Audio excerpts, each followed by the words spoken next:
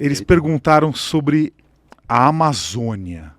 Então, se você já teve incursão nos confins e nas profundezas dessa floresta mítica A Ratanabá. e misteriosa. E se você viu algo lá. Sim, o curso de comandos anfíbios, ele por si só, ele aprende, né, a vida na selva na própria Amazônia, nos confins. Existe um lugar controlado pelo exército chamado Quadrilátero Maldito. O nome, você já pode ter uma ideia, né? É um lugar onde está infestado de doenças tropicais, leishmaniose, malária, febre amarela. Todos aqueles animais peçonhentos que você já viu em documentários, está todos lá. Né? É um lugar onde você passa um calor extenuante, existem dois tipos de causas do calor, né? Uma é a insolação, que o sol bate na sua pele e você é queimado, e o outro é intermação. É quando você tem calor, mas não tem raio solar. E aí os sintomas são outros, né? Você começa a suar frio, é aquela coisa que você sente quando você está num lugar muito cheio, muito quente, com pouco oxigênio. Exatamente, bem-vindo à Amazônia. Então, andei bastante pela Amazônia, né? Andei por lugares que eu lembro de uns resgates que fizemos lá por causa de um incidente, quase virou um acidente, que o resgatista chegou, isso foi de noite. Pouquíssimas pessoas andam à noite, a não ser os nativos, né, os índios. Pouquíssimas pessoas andam à noite na selva amazônica. Ele falou: o que vocês estão fazendo aqui? O cara desceu de helicóptero, né, o resgatista, helicóptero do exército, que voa à noite, todo mundo com óculos de visão noturna, desceu e falou: eu quero saber. Eu falei: não, o curso. Ele falou: não vem com esse papo não, cara. Ninguém anda aqui. Legião Estrangeira, SEAL, ninguém anda aqui. O que vocês estão fazendo andando aqui à noite? Então, a minha experiência é bem robusta. O que vocês estavam fazendo? É o curso, né? O curso. Tomando conta de alguns meninos que têm que andar com bastante peso, fazer algumas tarefas durante essa... É porque é o seguinte, para você infiltrar na Amazônia, se você for de helicóptero e a força maior, no caso de guerra, e nós estamos simulando uma guerra, né? Todos os exercícios são isso. Você é facilmente detectável. Se você estiver numa embarcação, você é facilmente detectável. Agora, se você estiver andando naquele lugar, entre as árvores milenares de 40 metros de altura, ninguém vai te achar. Se você não ligar nenhum dispositivo eletrônico, ninguém vai te achar. Então é para isso que nós treinamos. Fazer infiltrações dentro da selva até chegar num certo objetivo. Então a gente anda quilômetros, dias, afins dentro da selva para que nós não sejamos detectados. Essa é a base. E dentro desse percurso tem várias tarefas, né? Explodir uma antena que faz conexão, explodir os mísseis antiaéreos, sabotar o canal, fazer uma vigilância, enfim, são tarefas que esses alunos, né, vão fazer durante o percurso. Mas como você disse, você quer saber das partes tenebrosas dessa floresta. Podem ser não necessariamente só ufológicas, mas de repente sim. Alguma coisa tenebrosa é boa também. A gente fala muito, eu gosto desse assunto também, que leva, que já estão vendo que a criptozoologia tem a ver com portais. Eu já vi essa teoria, é muito alicerçada também. Aí quem escuta pela primeira vez fala: papo de maluco. Não é papo de maluco. Não é papo de maluco, não é. E já está surgindo uma nova tendência de achar que os OVNIs, eles não voam por aí. Eles aparecem. Por quê? Porque eles saem desses portais. Um exemplo: espectro eletromagnético. Rádio, TV, luz visível, infravermelho. Isso é um espectro onde você tem a onda ali. O que a gente vê é 0,0005%. A luz visível dentro desse espectro, que é uma régua, é como se fosse 1 centímetro. E agora estão provando que toda a energia do universo é 50 milhões de vezes maior do que essa régua. Quer dizer, se a energia que tem no universo, aí você vai falar de energia que nem conhecemos, a régua é muito pequena, imagina a gente, somos praticamente cegos. a gente só enxerga uma parcela ínfima do que está por aí. Então, isso mostra que pode ter um ser que atravessa esse portal e ele entra nessa frequência que é visível. E você vê. E depois ele vai embora, ele some, porque ele voltou para essa parte da frequência a qual não captamos. Um exemplo, quando você coloca um óculos de visão noturna no rosto, você vê coisas que você não vê sem o óculos. Uhum. Eu estou te dando um exemplo, você usa óculos, garanto que se você for ler ou prestar atenção ou estudar, não sei se é para perto ou para longe, enfim, é um aparato que te auxilia. Sem os seus óculos você já tem déficit. Então imagina se a gente pegar toda essa energia que reina no universo. Muita coisa é invisível, cara, muita coisa. O raio gama, o raio X, você entra lá na máquina, pá, aí você pega a radiografia. A radiografia, que está aqui atrás de mim, é um produto, é um subproduto do raio X. É ele que faz isso com as partículas de prata que tem ali, através dos seus ossos e tudo mais. Então, você consegue ver aquilo ali só olhando? Não, tem que ter um aparato. Imagina toda a energia que existe no universo, a qual nem conhecemos. Estamos estudando fótons, estamos estudando bóson de Higgs, estamos estudando as subpartículas atômicas e ainda estamos começando a caminhar. Será que não existem seres que já dominam essa energia tão gigantesca? Então, não é papo de maluco não, tem muita ciência envolvida e é muito interessante. Mas voltando à Amazônia,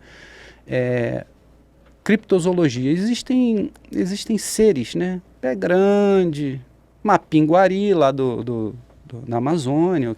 Muitos dizem que o que eu vi lá na Amazônia foi um Mapinguari. O que é o Mapinguari? Mapinguari é uma preguiça gigante. Talvez da época pré-histórica que ficou escondida e está vivendo na Amazônia até hoje. Como o monstro do Lago Ness. Uhum. Uma analogia bem esdrúxula para se fazer. Esse Mapinguari, se eu não me engano, tem até fotos. Se você colocar aí preguiça gigante, vocês vão ver fotos das tocas dessas preguiças, assim, com as paredes todas arranhadas, e tocas gigantes ali. Eu não sei aonde que é, mas é mais ou menos fácil de encontrar.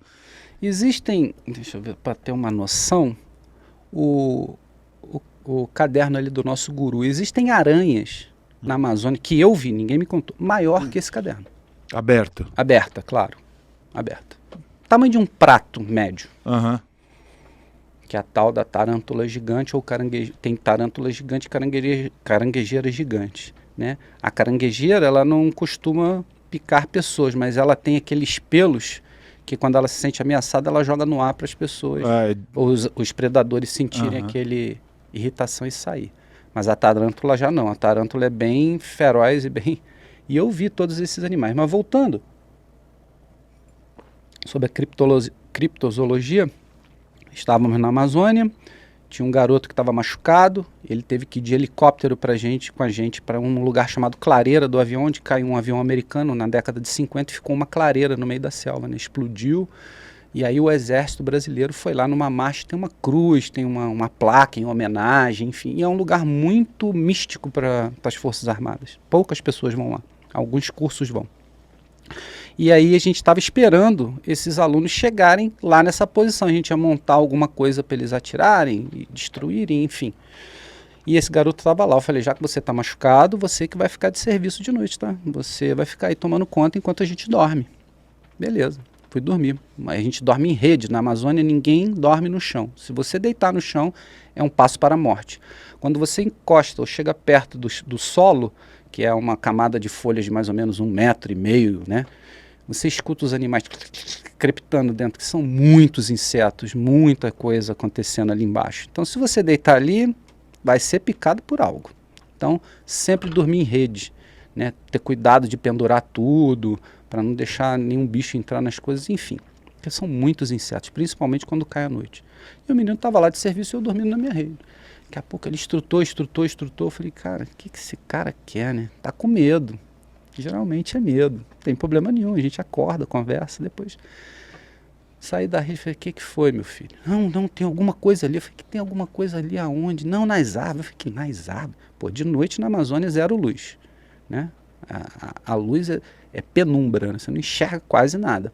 Mas quando você olha para cima, alguns furos das copas das árvores, você consegue enxergar alguma coisa do céu estrelado. E esse garoto foi e falou, ali, começou a apontar. Eu falei, cara, não estava vendo, mas eu vi um certo movimento. Fui na rede, peguei uma lanterna que não era das melhores e liguei. Cara, eu vi um animal quase do tamanho de uma pessoa média, pequena para média, no topo da árvore com 30 metros e balançando como se fosse quebrar o galho. Falei, cara, eu tô vendo coisa. E o menino com o olho arregalado. Eu olhei aquilo, tentei regular o foco da lanterna para tentar ver melhor. Cara, eu sei que tem macacos ali, tem um macaco bugio, que é muito endêmico daquele lugar. Mas bugio eu vi vários já. Cara, não... Um bugio grande é assim. Um bugio grande, porque tem os bugio macho, que é gordo. Ele é desse tamanho, ele faz a vocalização também. Isso, né? Ele faz a boca como se fosse Parece uma corneta, exatamente, um barulho amedrontador. Mas dá pra ver que é um macaco. Mas, cara, ele não fez barulho nenhum. Ele ficou balançando, parecia que ele estava vendo a gente, incomodado com a gente. E eu fiquei meio incomodado, eu falei, meu filho, fica de serviço aí que eu vou. Botei, engatilhei o fuzil, deitei na rede, dormi com o fuzil aqui. Eu falei, ele vai gritar, porque ele é o único alerta que nós temos, é o sentinela, é o garoto que estava lá. E aí a gente sai para ver como é que vai ficar essa história. Aí no dia seguinte estava ele com uma fogueirinha lá quase apagando, não dormiu a noite toda. E falou, cara, ele ficou balançando um tempão, pulava de uma árvore para outra, não sei o quê. Eu falei, caramba, o que será isso? Outra coisa muito interessante que eu vi, isso foi na Timbó. A gente desceu de uma embarcação. Vamos só colocar a foto do Mapinguari. Tem umas imagens aí que a gente pegou, só para vocês terem uma ideia do que ele está falando. Tem muito desenho, né? Mas as tocas são fotos. Tem as tocas ali que a gente pegou para vocês verem. Olha o tamanho da toca do bicho. Enorme, hein? Cara, túneis, né, cara? São túneis. É maior do que uma pessoa, né? Olha isso. E você vê nas paredes tudo arranhado ali. É que assim, esses túneis talvez tenham centenas, milhares, não dá para saber. Sim. Mas talvez sejam recentes, assim, sei lá, não dá para saber, né? E aí tem o que eu aprendi vendo muito documentário foi que nada inorgânico dá para você fazer o exame de carbono 14. Então, se não for madeira, não for vegetal, não for animal, sinto muito. Não vai dar. E por isso que os grandes monumentos são de pedra. Entraram na pirâmide de Gizé, a maior das pirâmides. O que tinha lá? Nada. Não dá para datar. Dá para estimar, né? Olhar, tá, datar, não dá. Você tem que ter algo orgânico, madeira, vegetação, fumo, pano que é feito da vegetação para você tirar alguma coisa de seda, você tem que ter o bicho da seda, enfim, tem que ser orgânico.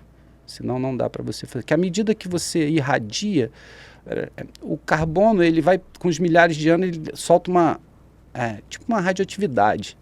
E aí, à medida que você vai diminuindo essa radioatividade, tem como você datar esse material. É mais grosseiramente falando, é isso, né, para entender. Então, a Amazônia é incrível, é incrível.